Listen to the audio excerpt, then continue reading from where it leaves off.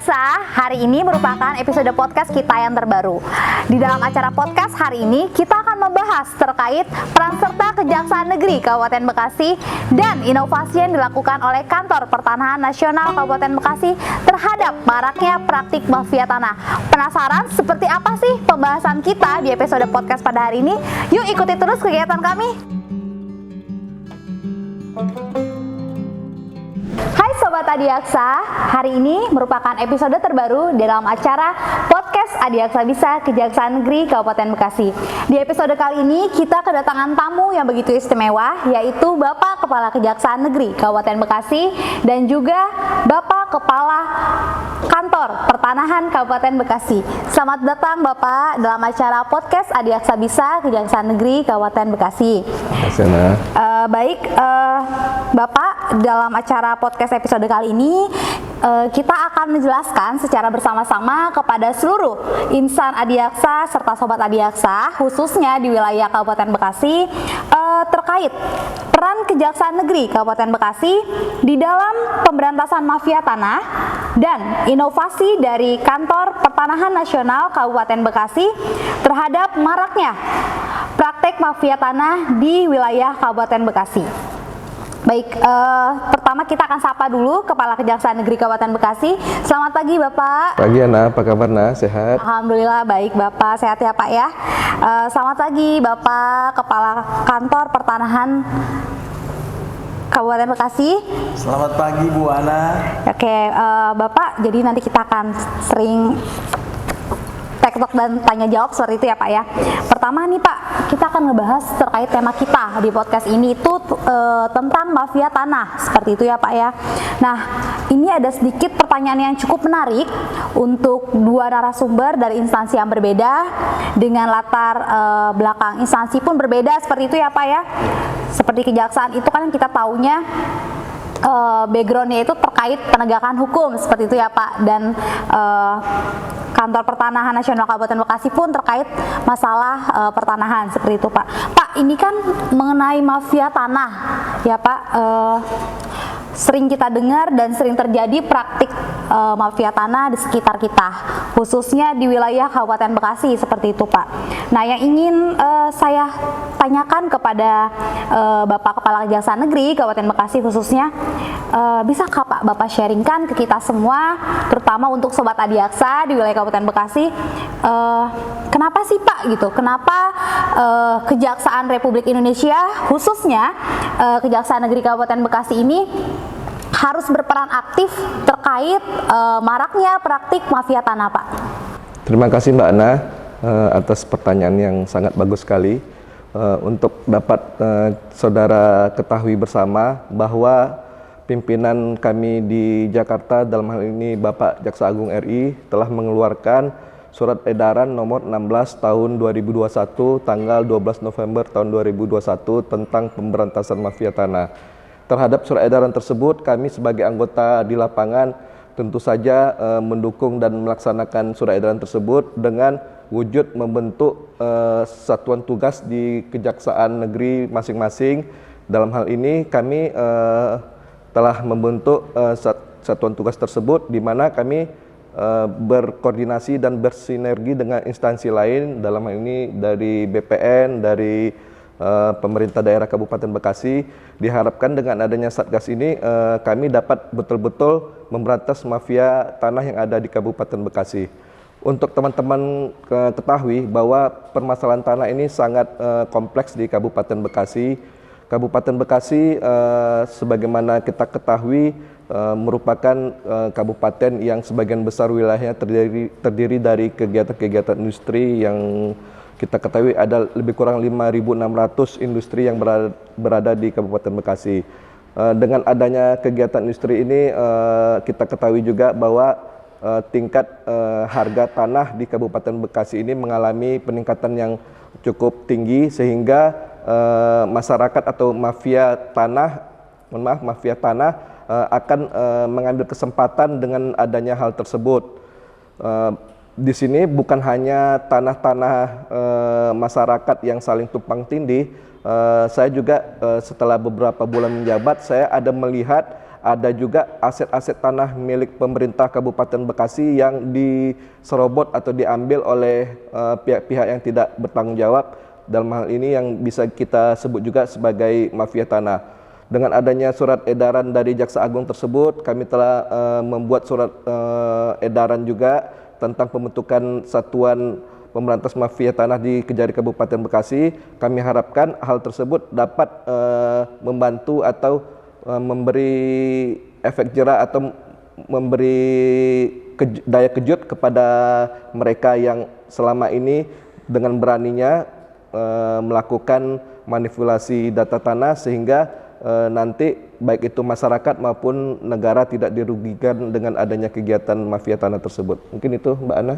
Oke, Sobat Adiaksa, tadi seperti yang sudah disampaikan oleh Bapak Kepala Kejaksaan Negeri Kabupaten Bekasi, hal tersebut merupakan hal yang melatar belakangi ya Pak, kenapa Kejaksaan Negeri Kabupaten Bekasi khususnya memiliki peran terkait pemberantasan mafia tanah, seperti itu ya Pak. Tadi ada sedikit Pak yang Bapak sampaikan yang sangat menarik untuk saya, mungkin juga untuk Sobat Adiaksa di rumah.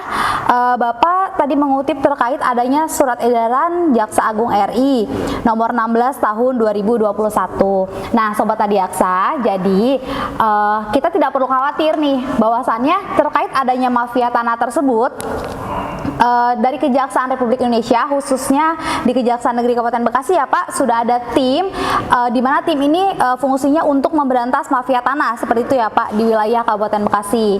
Dan pimpinan tertinggi di Kejaksaan Republik Indonesia pun sudah mengeluarkan surat edaran nomor 16 tahun 2021 tentang pemberantasan mafia tanah. Oke, next ya. Tadi kita sudah tahu nih bagaimana sih perannya Kejaksaan Negeri Kabupaten Bekasi terkait pemberantasan mafia tanah. Selanjutnya kita akan tanya kepada Kepala Pertanahan Kabupaten Bekasi untuk peran dari Kantor Pertanahan Kabupaten Bekasi di dalam maraknya praktik mafia tanah di wilayah Kabupaten Bekasi. Silakan Bapak. Baik, terima kasih Sobat Adiaksa. Saya merasa gembira kalau pada hari ini bisa bersama dengan Kajari Kabupaten Bekasi bersama untuk memberantas mafia tanah di Kabupaten Bekasi. Pertama-tama ini kita sesuai dengan instruksi dari Menteri kita juga bahwa yang namanya mafia tanah ini ya, tahun-tahun terakhir ini begitu marak, sehingga apa? Bapak Menteri instruksikan seluruh yang namanya dia kepala kantor pertanahan berkolaborasi dengan aparat penegak hukum ya untuk meminimalisasi yang namanya dia mafia tanah ini. Kenapa? Ini akan membuat pembangunan kita itu makin macet. Pertumbuhan ekonomi akan berkurang. Kenapa? Setiap yang namanya dia investasi membutuhkan tanah, pengusaha membutuhkan tanah. Tapi kalau sempat pengusaha itu membeli tanah dari mafia, bagaimana dia masih membangun? Bagaimana dia bisa membuat pertumbuhan ekonomi? Kalau ya yang dibelinya itu nggak bisa dieksekusi, kenapa? Ya, dibilang sertifikat, ternyata nggak sertifikat. Ya, ini pola yang harus kita perangi. Ya, salah satu kita berkolaborasi dengan aparat penegak hukum, dengan kejaksaan, dengan kepolisian. Sekarang itu lagi marak-maraknya dan kita punya target, Pak. Ya, punya target. Setiap tahunnya ada target. Makanya sekarang meminimalisasi ini dengan cara ya ikut beserta dengan masyarakat. Kalau ada dengar yang namanya dia ada tanah yang diserobot, tolong laporin. Terus sertifikatnya diserobot orang. Seperti tadi Pak Kajari bilang kan bahwa ada aset negara yang diambil orang lain, diduduki orang lain. Kalau nggak dikasih tahu sama kita, Pak, bagaimana kita tahu? Makanya masyarakat itu bergandengan tangan dengan aparat penegak hukum, bergandengan tangan dengan kepala BPN. Mari bersama kita perangi. Karena apa? Kalau kita bersama-sama pasti kita bisa. Terima kasih. Oke. Bapak Kepala Kantor Pertanahan Nasional Kabupaten Bekasi tadi kan sudah menyampaikan ya Pak ya bagaimana peran dari Kantor Pertanahan Nasional Kabupaten Bekasi, seperti itu Pak. Tadi dari yang Bapak sampaikan ada sedikit hal menarik juga sama seperti yang tadi disampaikan oleh Pak Kajari. Bapak menyebutkan bahwasannya sudah ada instruksi seperti itu ya Pak ya, sudah ada instruksi dari Menteri terkait adanya pemberantasan mafia tanah. Nah, Sobat Adiaksa, perlu kalian ketahui bahwasannya ternyata kantor Pertanahan Kabupaten Bekasi ini pun sama seperti kantor Kejaksaan Negeri Kabupaten Bekasi di dalam menjalankan fungsinya ataupun peran sertanya di dalam pemberantasan mafia tanah sudah ada aturan yang mengatur terkait hal tersebut. Nah, Bapak izin, tadi kan Bapak sampaikan nih bahwasannya kantor Pertanahan Kabupaten Bekasi itu punya peran nih terhadap pemberantasan mafia tanah. Nah, ini ada hal menarik yang ingin saya tanyakan kepada Bapak. Inovasi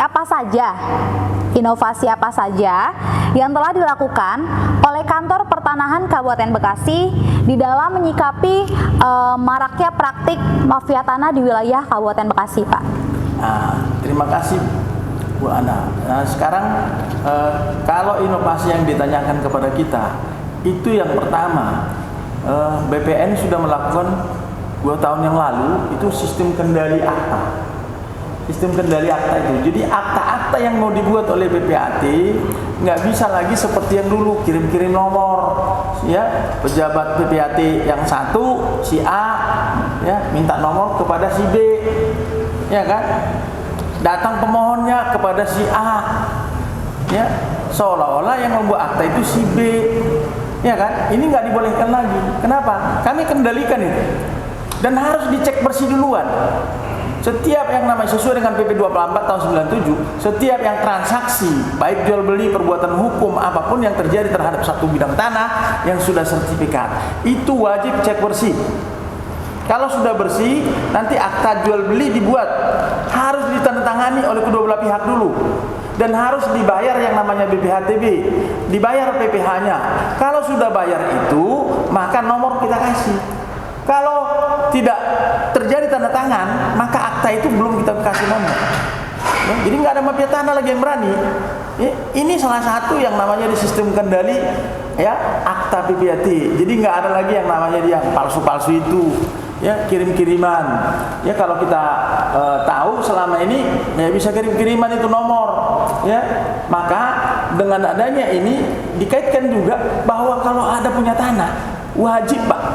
Ya, wajib seluruh warga negara Indonesia yang memiliki bidang tanah yang belum sertifikat itu sudah diatur PP nomor 18 tahun 2021 dan PP ya Peraturan Menteri ATR BPN nomor 16 tahun 2021 pasal 76A dikatakan yang namanya girik letter C ya perbonding Indonesia itu harus didaftarkan Indonesia di kita paling lama 5 tahun sejak peraturan itu terbit. Jadi tahun 2021 diterbitkan, maka itu hanya sampai tahun 2026. Ya. Jadi kalau nggak didaftar, nanti suatu saat kalau ada persoalan kita nggak bisa proaktif lagi di situ. Makanya sekarang mumpung ada yang namanya PTSL, ini programnya ya program strategis nasional, semua mendukung. Kajari aja mendukung kita. Ya dalam setiap penyuluhan sekarang kita kasih tahu bahwa tanah itu wajib seperti kita kalau 17 tahun ke atas wajib punya KTP. Ya, maka BPN setiap bidang tanah wajib punya sertifikat. Kenapa? Kita meminimalisasi yang namanya dia mafia tanah. Oke, Sobat Adiaksa tadi sudah mendengarkan secara bersama-sama ya apa yang disampaikan oleh Bapak Kantor Pertanahan Nasional Kabupaten Bekasi terkait inovasi yang sudah dilakukan di wilayah Kabupaten Bekasi. Berarti memang untuk mencegah adanya mafia tanah ini PTSL itu program unggulan ya Pak ya yang harus dilaksanakan seperti itu. Nah kita beralih ya ke Bapak Kepala Kejaksaan Negeri Kabupaten Bekasi Pak. Tadi Bapak kan sudah sampaikan kepada kita semua apa sih perannya Kejaksaan Negeri Kabupaten Bekasi terkait pemberantasan mafia tanah. Nah selanjutnya nih Pak, masyarakat sekitar ataupun Sobat Adiaksa pasti ingin tahu untuk pemberantasan mafia tanah itu sendiri di wilayah Kabupaten Bekasi, Kejaksaan Negeri Kabupaten Bekasi ini itu kan memiliki peran sebagaimana tadi sudah Bapak sampaikan di awal seperti itu ya Pak ya. Nah pertanyaan saya adalah siapa yang melakukan pemberantasan mafia tanah di wilayah hukum Kejaksaan Negeri Kabupaten Bekasi? Siapa Pak? Oke, terima kasih Mbak Ana. Untuk Sobat Adiaksa ketahui bahwa di Kejaksaan ada beberapa fungsi Di antaranya ada fungsi tindak pidana umum, tindak pidana khusus, ada fungsi intelijen, ada fungsi perdata dan tata usaha negara, dan untuk internal ada kami namanya fungsi pembinaan. Jadi khusus untuk pemberantasan mafia tanah ini Mbak Ana, untuk terhadap perbuatan yang mengakibatkan kerugian bagi masyarakat itu tidak terlepas hubungannya dengan fungsi tindak pidana umum.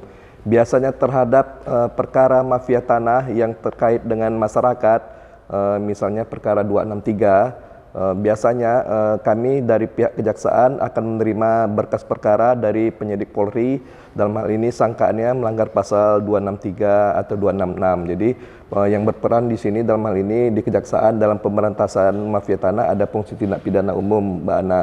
Terus yang kedua, apabila hal tersebut mengakibatkan kerugian bagi negara atau ada mafia tanah yang mengambil aset daerah atau aset negara, maka kami dalam hal ini dapat melaksanakan tugas operasi intelijen.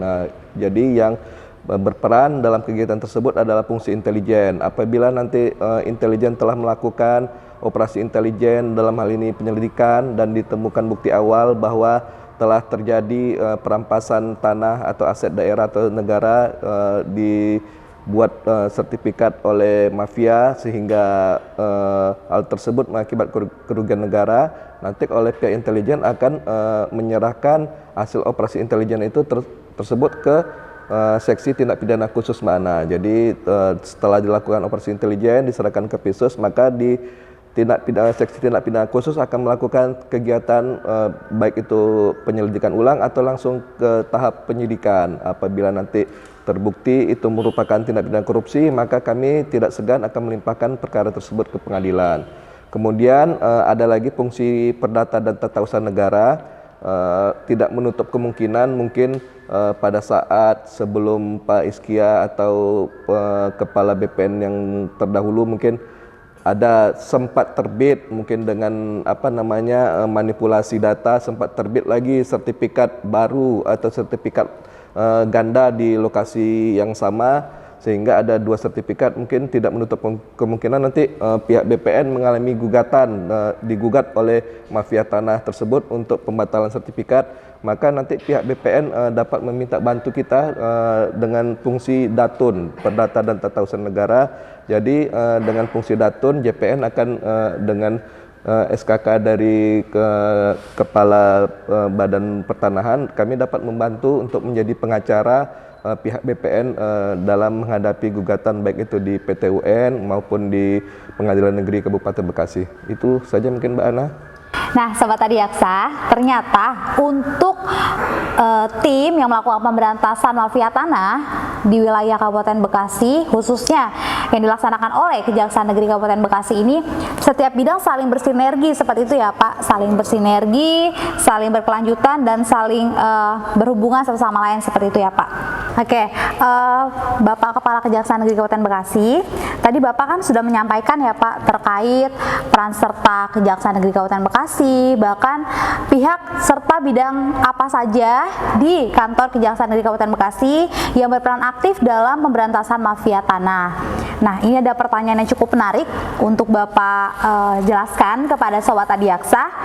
Apa saja pelaksanaan pemberantasan mafia tanah yang telah dilakukan oleh tim pemberantasan mafia tanah Kejaksaan Negeri Kabupaten Bekasi? Silakan Bapak.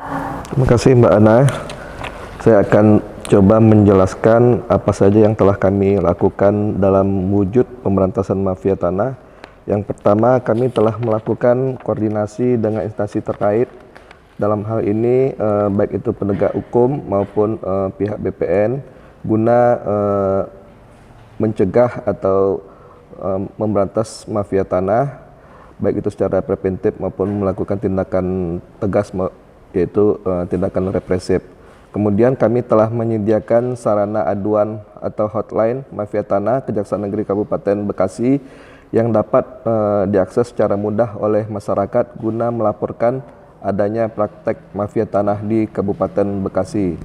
Kemudian yang ketiga Mbak Ana, kami telah melakukan penuntutan dan eksekusi terhadap mafia tanah yang ada di Kabupaten Bekasi. Di antaranya sebagaimana mungkin Mbak Ana ketahui bahwa beberapa waktu yang lalu kami telah melakukan eksekusi terhadap Kepala Desa Segara Makmur, Kecamatan Tarumajaya atas nama terpidana AS, di mana Kepala Desa Segara Makmur tersebut berdasarkan putusan Mahkamah Agung sehingga perkara yang bersangkutan telah dinyatakan ingkrah atas perbuatan membuat surat palsu secara bersama-sama dengan berkelanjutan, di mana melanggar pasal 263 ayat 2 KUH Pidana junto pasal 55 ayat 1 KUH Pidana. Kemudian yang kedua, kami juga wujud pemberantasan mafia tanah, kami juga telah melaksanakan eksekusi terpidana atas nama EJ, di mana EJ yang kami ringkus atau kami tangkap di Kampung Garon, Desa Setia Laksana, Kecamatan Cabang Bungin, di mana terpidana EJ juga telah terbukti secara sah dan meyakinkan bersalah melakukan tindak pidana membuat surat palsu secara bersama-sama. Kemudian Mbak Ana, wujud dari kita Kejari Kabupaten Bekasi dalam kegiatan pemberantasan mafia tanah yang selanjutnya kami secara rutin melaporkan pelaksanaan pemberantasan mafia tanah tersebut secara berjenjang kepada pimpinan, baik itu ke Kejaksaan Tinggi Jawa Barat maupun ke Kejaksaan Agung. Itu saja mungkin Mbak Ana. Baik, Sobat Adiaksa, ternyata begitu banyak pelaksanaan pemberantasan mafia tanah yang sudah dilakukan oleh kantor Kejaksaan Negeri Kabupaten Bekasi. Nah, terkait hal tersebut kita akan beralih bertanya kepada Bapak Kakan, ya Pak. Tadi kan Bapak sudah menjelaskan ya Pak, inovasi yang sudah dikeluarkan oleh kantor Bapak seperti itu ya Pak. Nah, begini Pak, terkait adanya mafia tanah yang terjadi dan sangat marak terjadi di wilayah Kabupaten Bekasi. Nah, biasanya ya Pak, itu kan biasanya mafia tanah yang sedang marak-maraknya ini itu kan ada atau maksudnya bisa muncul karena adanya berbagai modus seperti itu ya Pak.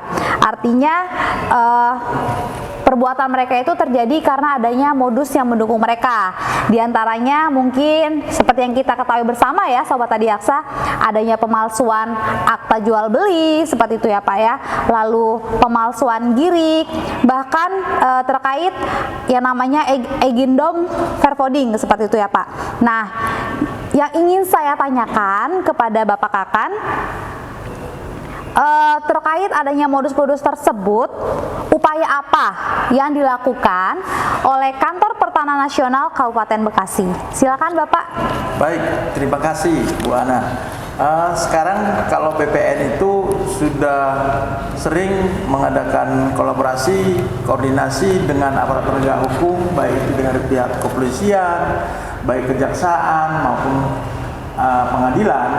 Kita duduk bersama, yaitu memberikan sebagai masukan kepada baik PPAT, PPATS, lurah, camat, ya kan, yang bisa membuat surat tanah atau surat penyerahan atau akta, itu kita beritahu bahwa yang namanya dia kalau sudah sertifikat harus cek bersih dulu ke kantor kita.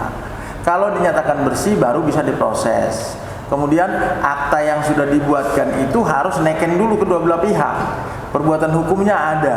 Kalau sudah ada perbuatan hukum, apa kewajibannya? Bayar pajak, bayar dulu pajaknya. Kalau ada BPHTB yang harus dibayar lewat 60 juta, pajak BPH dibayar, ya. Kemudian pajak BPHTB harus dibayar karena itu uang pemasukan ke kas negara, ya kan? Kemudian yang ketiga itu setiap yang namanya dia transaksi nggak langsung keluar itu nomor aktanya. Kalau ini BPHTB nggak dibayar, tidak membubuhkan kedua belah pihak tanda tangannya, karena sahnya suatu perbuatan hukum itu apabila kedua belah pihak sudah menandatangani dan dibuat saksinya minimal 2. Ya, yang ketiga kita berkolaborasi juga buat penyuluhan hukum. Ada seminar hukum, kita undang itu lurah, kita undang kepala desa, kita undang notaris, PPAT, kita bersama-sama. Bapak Kejari pernah sebagai narasumber, ketua pengadilan juga pernah narasumber, dari Polres juga memberikan masukan. Supaya apa? Masyarakatnya juga perlu dididik, dikasih tahu ketidaktahuannya itu supaya mereka tahu. Kalau mereka beli itu jangan beli kucing dalam karung, bahwa yang namanya ini perbuatan hukum. Kalau ada perbuatan hukum di situ, kalau ada yang namanya dia pemalsuan, kena nanti. Modus operandi kan jelas bahwa kalau pemalsuan itu nanti dikenakan hukuman pidana, kena KUHP 263, 265, 268. Maka untuk itu kita sosialisasi kepada masyarakat, baik penyuluhannya. Makanya sekarang ini ada PTSL. Kita kolaborasi dulu dengan pihak kejaksaan dari Datun, itu membantu kita untuk menjelaskan kepada masyarakat. Ya, dari pihak kepolisian juga kita ikutkan. Ya, kita duduk bersama, kita suruh masyarakat harus dipintarkan. Kalau kita nggak pintarkan masyarakat, maka akan dibodoh-bodohi oleh mafia. Mafia itu kan hanya bisa membodohi orang bodoh. Tapi kalau masyarakat sudah pintar, sudah taat hukum, sudah tahu aturan hukum, tidak akan mau membeli tanah kalau nggak bersih. Kalau sudah bersih baru mau dia beli. Ya, ini posisinya karena ada lagi modus operandi, ya, membodoh-bodohi masyarakat. Masyarakat sekarang bisa dikasih tahu pintar dengan apa? Ada dari Instagram. Kita kan sudah gampang sekarang. Ada penyuluhan hukum itu bisa melalui media massa atau melalui langsung, ya, baik offline maupun online. Terima kasih. Ya, Sobat Adiaksa, cukup menarik sekali ya hal yang disampaikan oleh Bapak Kakan terkait upaya yang telah dilakukan oleh Kantor Pertanahan Nasional Kabupaten Bekasi menanggapi banyaknya modus-modus yang dilakukan oleh para mafia tanah. Seperti itu ya Pak ya.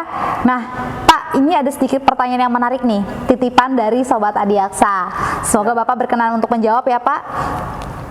Pertanyaannya adalah, apa yang dilakukan oleh Kantor Pertanahan Nasional Kabupaten Bekasi apabila terdapat oknum PNS yang berada di lingkungan Kantor Pertanahan Nasional Kabupaten Bekasi yang ternyata melakukan atau merupakan mafia tanah? Silakan Bapak untuk menjawab. Terima kasih.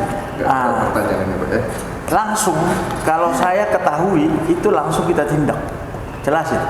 Kalau ada yang namanya dia anggota saya, baik PNS maupun PPNPN maupun ASK, kalau terlibat mafia tanah, saya yang nyodorin ke kejaksaan. Itu langsung.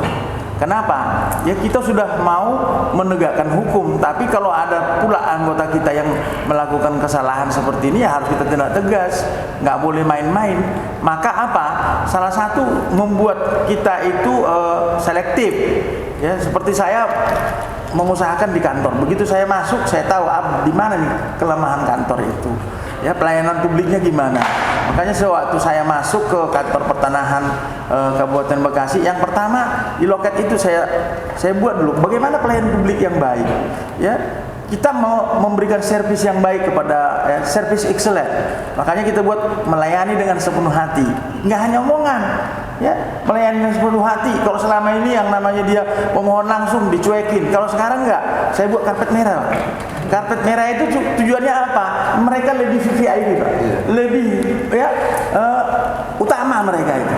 Karena selama ini dicuekin, ya, yang lebih diutamakan adalah puasa. Ini salah saya bilang. Maka sekarang lebih banyak, Pak. Dulu enggak ada di bawah 10%. Ya, sekarang sudah di atas 30%, Pak, yang bermohon langsung ke kantor kita. Maka untuk itu kan ini kan musim-musim kopi. Saya buat sistem lagi, Lampion namanya, layanan mandiri pintar online. Maka setiap orang-orang itu nggak perlu datang ke kantor, hanya pakai layanan mandiri pintar online. Di situ sudah tinggal klik-klik. Ibaratkan kita pakai Gojek, ya kan? Tinggal klik mau beli apa, mau GoFood, ya kan? Nah, di sana juga ada, ya, mau peralihan, mau pemecahan, mau apa, sudah kita buatkan di situ. Tinggal klik. Nanti kita cek, kita verifikasi. Setelah verifikasi, maka kita keluarkan SPS. Begitu keluar SPS, Bapak Ibu bisa bayarkan. Ya, kan sekarang kan hanya dalam genggaman, nggak perlu harus datang ke BPN. Bapak bayar melalui apa? Udah datang sendiri tuh. Ya, sistem jalan sendiri. Maka apa? Setelah selesai nantinya itu langsung bisa dilihat dari sentuhan aku. Oh, ini pekerjaannya sudah selesai. Nah, dalam Lampion itu, Pak, setiap pekerjaan dikasih tahu melalui apa? WA. Dikasih tahu pekerjaan Bapak itu sudah selesai dan sudah ditandatangani, bisa tinggal ngambil. Jadi di sini ini protektif untuk mereka-mereka yang melakukan yang namanya dia gratifikasi nggak akan mungkin. Kenapa? Salah satu hak tanggungan elektronik tidak pernah lagi berjumpa antara PPAT dengan BPN. Nggak pernah berjumpa lagi yang namanya dia pihak bank kepada BPN. Cukup apa? Akta ya pemberian hak tanggungan itu dibuatkan oleh pihak bank dengan yang namanya dia peminjam itu di depan PPAT. Untuk mendaftarkannya tidak ada lagi terjadi pungli. Kenapa? Sudah melalui online, nggak pernah jumpa saya dengan BPAT lagi. Ya, cukup online. Dan ingat, kalau orang BPN nggak mau ngerjain, mesin mengerjai langsung otomatis 7 hari keluar, otomatis. Kalau nggak dikerjain 7 hari keluar. Nah itu. Jadi apa? Ini gebrakan luar biasa ini dari BPN. Ya selama ini dibilangkan BPN kurang. Ya sekarang BPN pasti lebih baik. Kenapa? Motonya ya melayani dengan sepenuh hati, easy and quick, melayani profesional, terpercaya. Oke, kasih tepuk tangan dulu dong Sobat Adiaksa. Saya sangat tertarik banget nih dari penyampaiannya sudah Bapak Kakan sampaikan seperti itu ya Pak. Pak, tadi ada satu program ya atau aplikasi yang Bapak bilang namanya Lampion.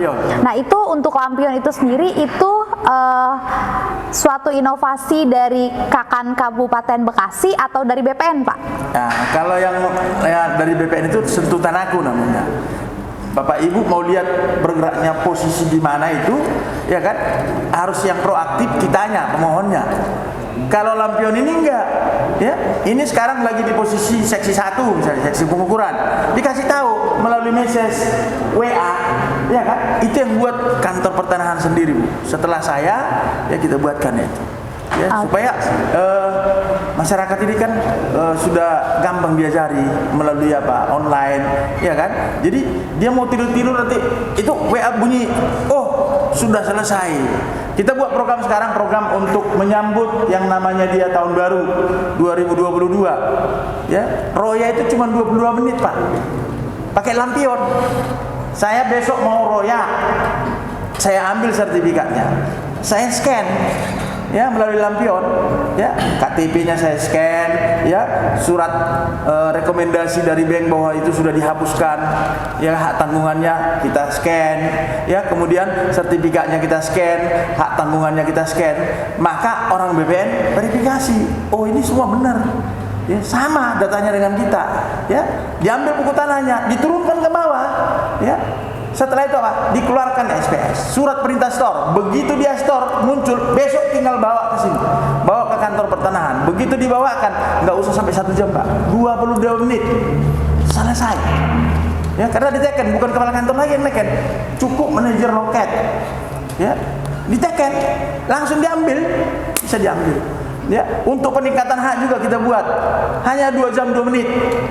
2 jam 2 menit itu ya dari HGB menjadi hak milik. Jadi kalau ada Bapak Ibu yang punya tanah masih HGB, ya rumah tempat tinggal masih HGB, ya kan mau sertifikat yang hak milik Pak selama-lamanya, nggak ada lagi limit. Kalau HGB kan ada limitnya 20 tahun. Maka apa? Kita buat permudah, ya jangan lagi dipersulit. 2 jam 2 menit, tunggu aja, pakai Lampion dia selesai. Perpanjangan hak juga hanya 22 hari Pak, hanya 22 hari selesai. Dan sekarang semua orang udah senang. Kenapa? Iya, karena orang BPN jauh lebih baik. Oke, kita kasih tepuk tangan dulu. Baik, Sobat Adiaksa, tadi kita sudah mendengar secara bersama-sama berbagai keterangan yang sudah disampaikan oleh Bapak Kepala Kejaksaan Negeri Kabupaten Bekasi serta Bapak Kepala Kantor Pertanahan Nasional Kabupaten Bekasi.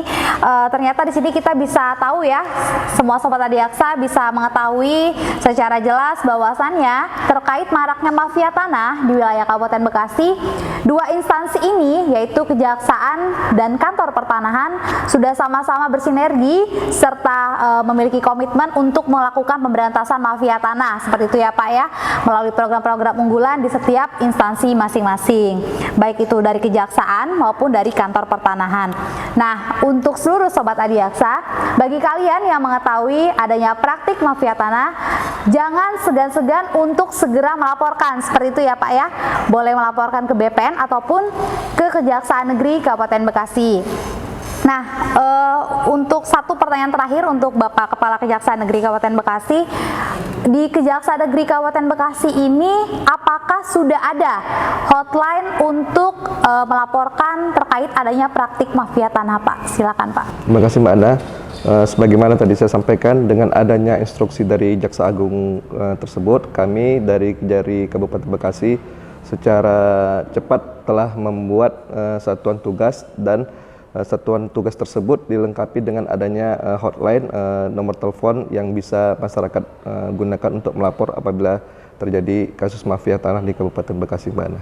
Berarti seluruh masyarakat di wilayah Kabupaten Bekasi bisa ya Pak secara aktif, secara bebas untuk melakukan laporan terhadap praktik mafia tanah. Seperti itu ya Pak ya? Dan hotline tersebut telah kami pampang di beberapa persimpangan jalan, baik itu di Simpang McD, di kantor BPN Pak ya, di depan kantor Bupati juga telah kita pasang, Mbak Ana. Berarti sudah dipasang di berbagai spot-spot yang menarik perhatian masyarakat, seperti itu ya Pak. Nah, seperti itu Sobat Adiaksa, episode podcast kita kali ini terkait tentang praktik mafia tanah. Nah, Sobat Adiaksa, dengan berakhirnya pembahasan episode podcast kita pada hari ini, maka sebelum kita menutup acara podcast kita hari ini, boleh ya Pak kita sama-sama membunyikan jingle kita bersama-sama ya Pak? Ya. Oke, akan saya pimpin. Mafia tanah, Laporkan Kejaksaan Negeri Kabupaten Bekasi. Kantor Pertanahan Kabupaten Bekasi. Bisa, ayo basmi mafia tanah. tanah.